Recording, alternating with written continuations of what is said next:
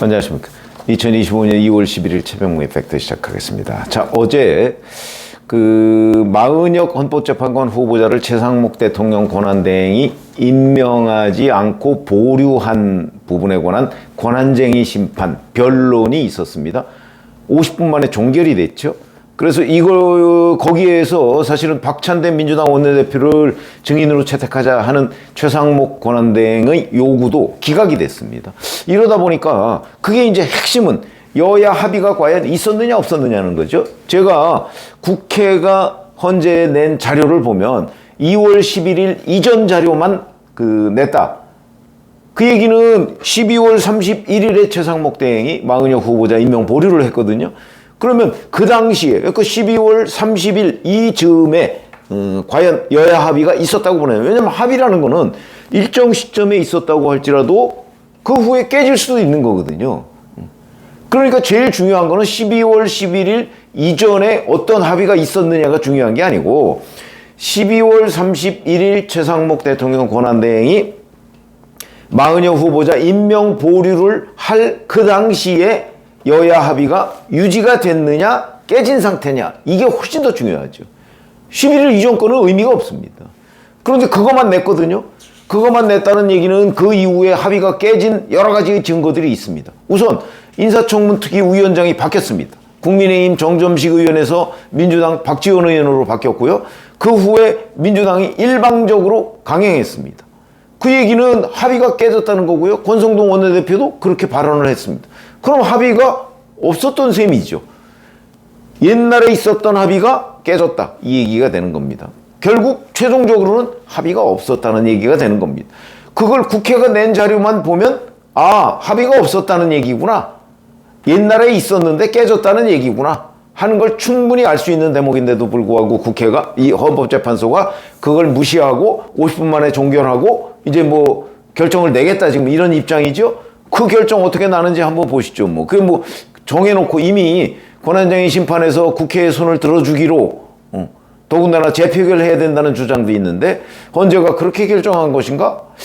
과연 거기에 몇 명이나 동의할 것인가? 5명이 동의해야 됩니다. 근데 우리 법연구회하고 국제인권법연구회 그 세 사람은 동의 이미 하기로 했을 거고 그렇지 않고 사실은 국민의힘이 추천하거나 윤석열 대통령이 추천한 분들은 거기에 동의하기 어려울 거고 그러면 이제 김명수 대법원장이 추천한 두 사람 중에 한 사람이라도 동의를 할 것인가? 이런 부분들이 중요하죠. 법률적으로 따진다면. 그래서 이제 서두른다. 이거는 명확하게 사실관계 규명을 하지 않는다. 이런 논란이 계속 있는 거고요. 또 하나의 논란이 바로 검찰 조서를 헌재가 갖다 쓸 수 있느냐 없느냐.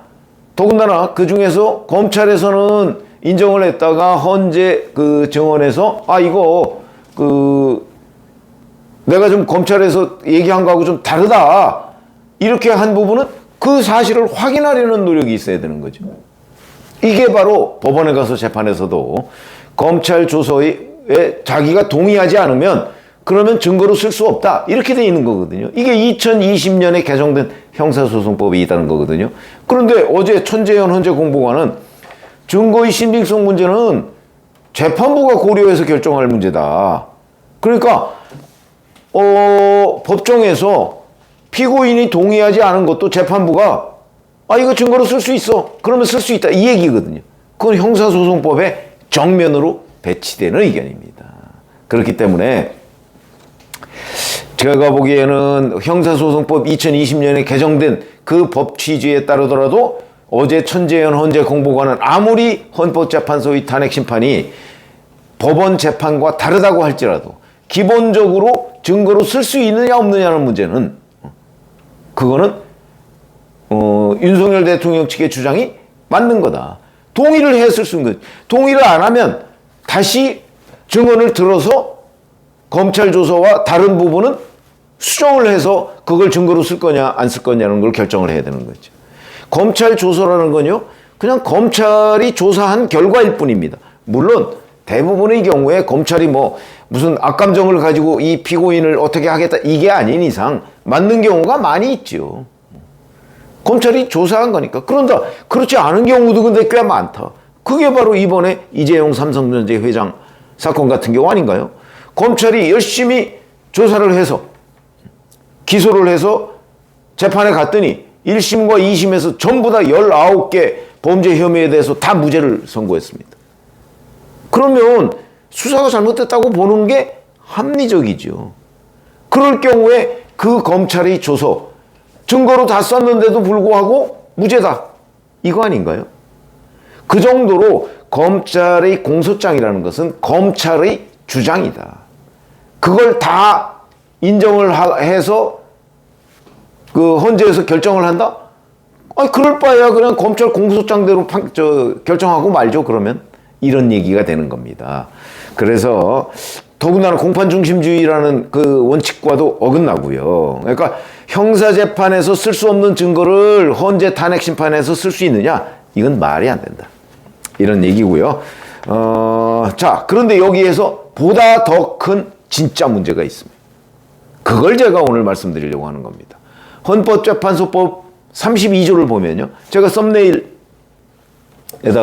사진을 찍어서 올리는 겁니다. 32조를 보면 이렇게 되어 있습니다. 재판부는, 이건 헌법재판소 재판부입니다. 결정으로, 그러니까 자기들 뭐 평이나 뭐 이런 거의 결정으로 다른 국가기관 또는 공공단체의 기관에 심판에 필요한 사실을 조회하거나 기록의 송부나 자료의 제출을 요구할 수 있다. 이렇게 되어 있습니다. 그러니까 헌법재판소가 윤석열 대통령 탄핵 심판을 하면서 검찰, 공수처, 경찰 이런 데의 수사 기록 뭐 또는 뭐 무슨 사실관계 조회 할 수 있습니다. 그렇죠? 근데 32조에 단서가 있습니다. 다만 재판, 소추 또는 범죄 수사가 진행 중인 사건의 기록에 대해서는 송부를 요구할 수 없다. 이렇게 돼 있습니다. 자, 지금 윤석열 대통령 이른바 내란 혐의에 관해서 뭐 김용현 전 국방부 장관, 이진우 전 수방사령관, 뭐 여인영 전 방첩사령관, 뭐 곽종건 전 특전사령관 뭐 등등 뭐 다 대부분 다 구속 기소돼 있습니다. 이 사람들의 자료를 지금 헌재가 증거로 쓸 수 있느냐 없느냐 가지고 논란을 벌이고 있는데, 그거보다 더 근본적인 문제는 이 사람들은 다 지금 수사를 받고 있거나 재판에 진행 중입니다. 재판 대기 중입니다. 그러면 32조 단서 조항을 보면 이 기록은 달라고 얘기할 수가 없다, 이거 아닙니까? 그런데 지금 그걸 달라고 해서 쓰겠다는 논란을 벌이고 있는 거죠. 달라고 하는 것도 헌법재판소법 위반이고 그걸 준 것도 헌법재판소법 위반이다. 헌법재판소 위반이다. 그러면 지금 헌법재판소가 헌법재판소법 제32조, 물론 이걸 위반했을 때 무슨 뭐 법적인 제재가 있는 거는 그 벌칙이 있는 건 아니다. 그러나 헌법재판소가 자기네들 재판소법을 어겨가면서 하는 탄핵 심판이 과연 정당하냐? 이 논란은 명확하게 짚고 넘어가야 되고, 이 상태면 현재 헌재가 불법 상태를 저지르고 있는 현행범이다. 재판관들이 이렇게 볼 수 있는 거 아닌가요?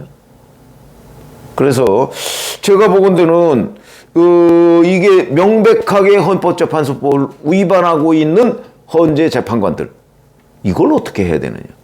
제가 보기엔 아마 윤석열 대통령 오늘 헌법재판소 탄핵 심판에 참여할 걸로 보이는데, 여기서 이런 주장을 저는 해야 된다고 봅니다. 아니, 그걸 뭐 검찰 조서를 인정할 거냐 인정하지 않을 거냐는 문제보다 훨씬 근본적인 문제는 그 검찰 조서를 헌재가 받아서 지금 쓰고 있는 것 자체가 헌재법 위반이다, 이거지. 그래서 이 문제는 또 한 번 따져봐야 될 문제다, 이렇게 말씀을 드립니다. 고맙습니다.